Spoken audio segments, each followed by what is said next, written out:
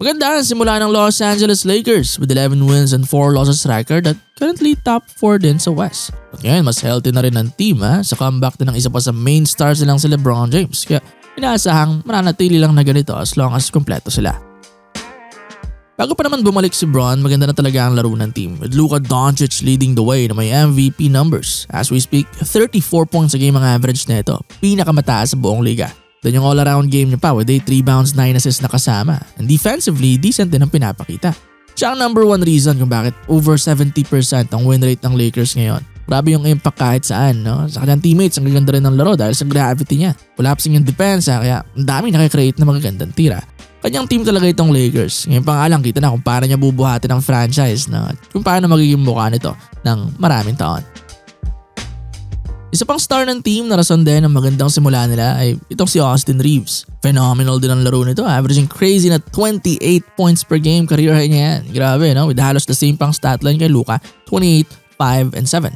Flexible din, kaya maging secondary threat lang with Luka pero kaya rin buhatin ang offense nila bilang first option. Sa 3 games nga nawala si Doncic, 40 points ang average na Reeves, 51 versus Kings, 41 versus Blazers at 28 points versus Wolves with 16 assists pa that game. Tindi, no? 2-1 din ang record nila niyan.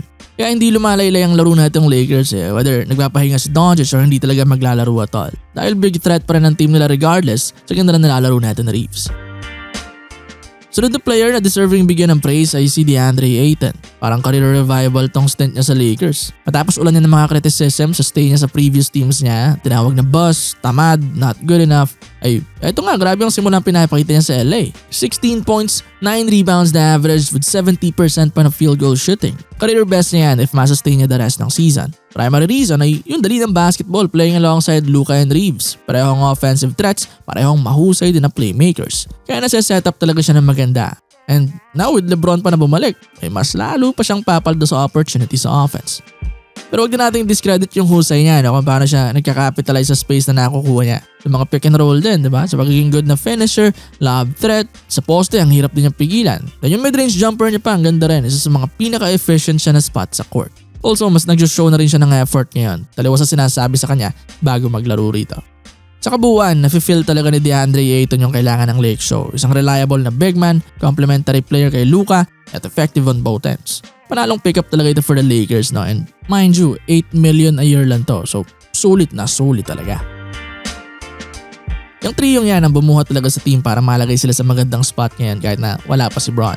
Pero syempre daanan din natin sila Marcus Smart. Ganda ng two-way play niyan sa team, good as advertised. Si Rui ganun pa rin, great na floor spacer. Grabe yung 48% 3-point shooting niya ngayon with 2 makes a game. Si Jake LaRavia, isa pang great addition nila ng off-season. Ngayon, key player na nila with double-digit na scoring. Versatile forward nila ito at kaya rin mag-step up pag kailangan. Naka 27 points mga to against the Wolves nakaraan with 10 of 11 shooting. Dami nag-turn out na great na signing para sa Lakers. 3 panalo, Ayton, Smart at LaRavia. Yung Nick Smith Jr. ayos din. Alam mga panood nyo yung 25-point explosion niya against Blazers. Ganda ng mga pieces na meron tong Lake Show this season. And so far so good din para kay JJ Redick sa paggamit ng tama sa mga ito. At ngayon nga inaasahang mas lalakas pa sila sa comeback ni LeBron. And we'll see kung may improve pa nila ang pwesto nila ngayon sa West kung makakaangat pa.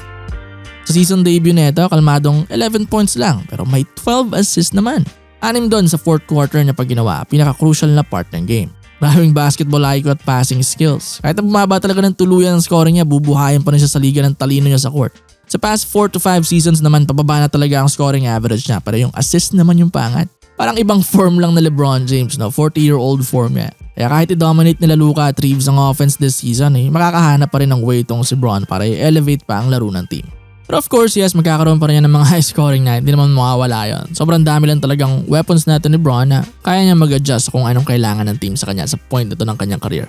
Kaya yes, magiging mas dangerous pa rin tong Lakers with him. Grabing isipin na lineup, Luka, Reeves, Rui, Bron at Ayton. Also ngayon kung ano pang kaya nilang gawin kapag healthy. Last time kasi dinurog lang sila ng defending champs na Thunder by 29 points. So may doubt pa rin if kaya nilang ipanalo ang West. Kaya abangan natin sa mga susunod na laro nila ngayon with LeBron. Kung may aangat pa nila sa ibang level ang kanilang game.